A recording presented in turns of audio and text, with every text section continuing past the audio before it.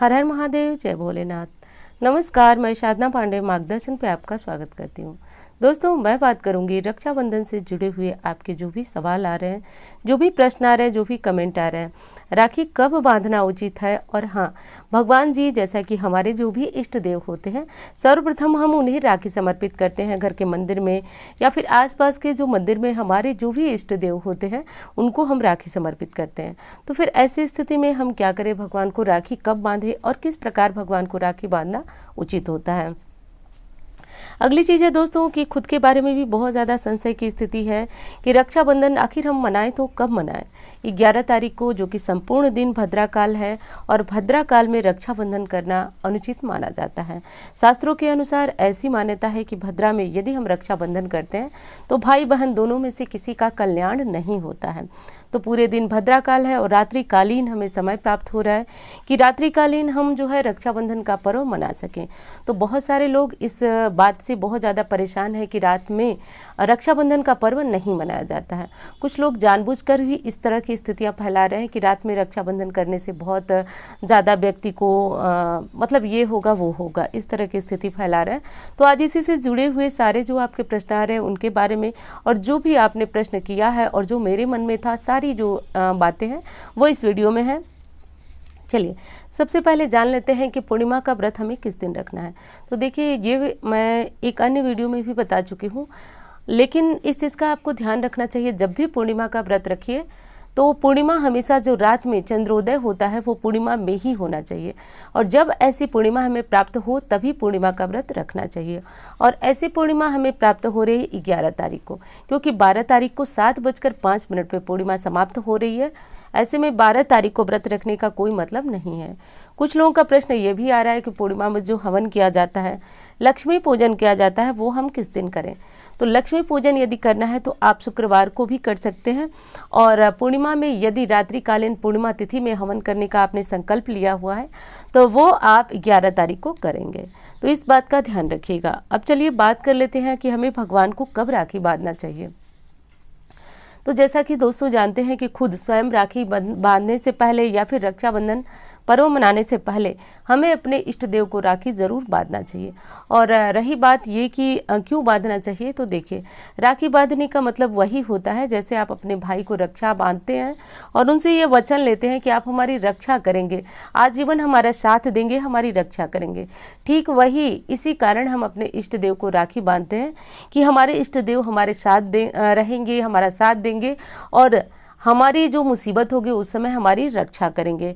तो रक्षाबंधन से पूर्व इष्ट देव को राखी बांधना, अपने घर के मंदिर में जितने देवी देवता हैं उनको बांध सकते हैं, या फिर जो भी आपके एक कोई इष्ट देव है उनको बांध सकते हैं। इष्ट देव को राखी बांधने का वही तरीका है कि थाली में आप कुमकुम ले लें और अक्षत ले लें। चावल टूटे हुए बिल्कुल भी मत लीजिएगा।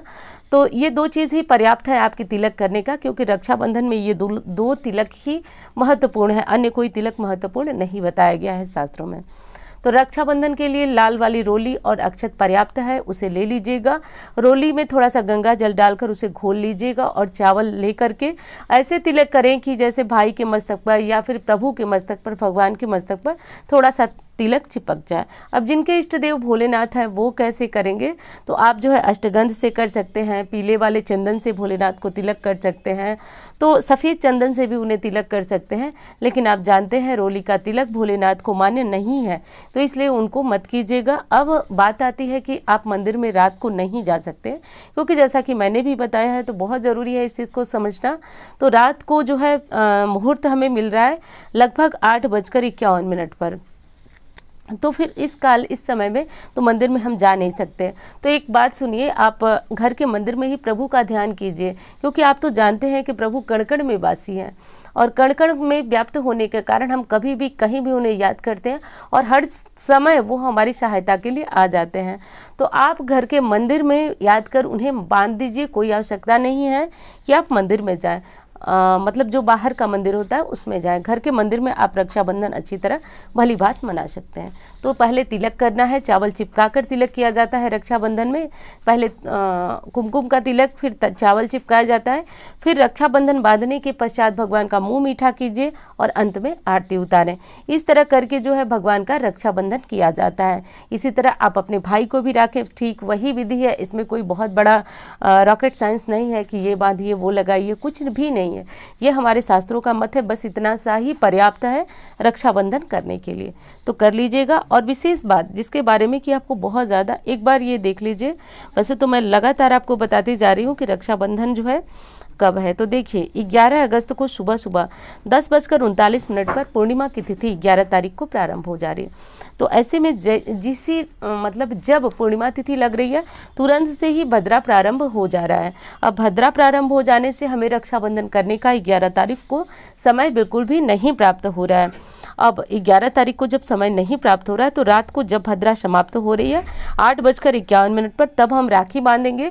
सर्वप्रथम जो है हम अपने इष्ट देव को राखी समर्पित करेंगे, उसके बाद जो है हम खुद को राखी बांधेंगे या फिर भाई को राखी बांधेंगे। तो बहुत ज़्यादा प्रश्न था भगवान को किस तरह राखी बांधे, कब बांधे, तो बांध लीजिएगा। मंदिर जाने की बिल्कुल आवश्यकता नहीं है, जहाँ पे आप भगवान को याद करते हैं वो वहीं आ जाते हैं। तो इस तरह करके राखी बांध लीजिएगा। 12 तारीख के संबंध में जैसा कि मैंने बताया कि 12 तारीख को 7:05 तक पूर्णिमा तिथि है। तो बहुत सारी बहनों का प्रश्न है कि पूर्णिमा 7:05 है तक है तो क्या हम राखी बांध सकते हैं या नहीं। तो देखिए 7:05 तक पूर्णिमा है, लेकिन रक्षाबंधन के संबंध में एक बात कही गई है कि जब रक्षाबंधन आपको करना हो तब हमें पूर्णिमा लगभग 6 घड़ी की मिलनी चाहिए। और ऐसे में सुबह सुबह पूर्णिमा तिथि समाप्त हो जा रही है और वो हमें प्राप्त नहीं हो पा रही है।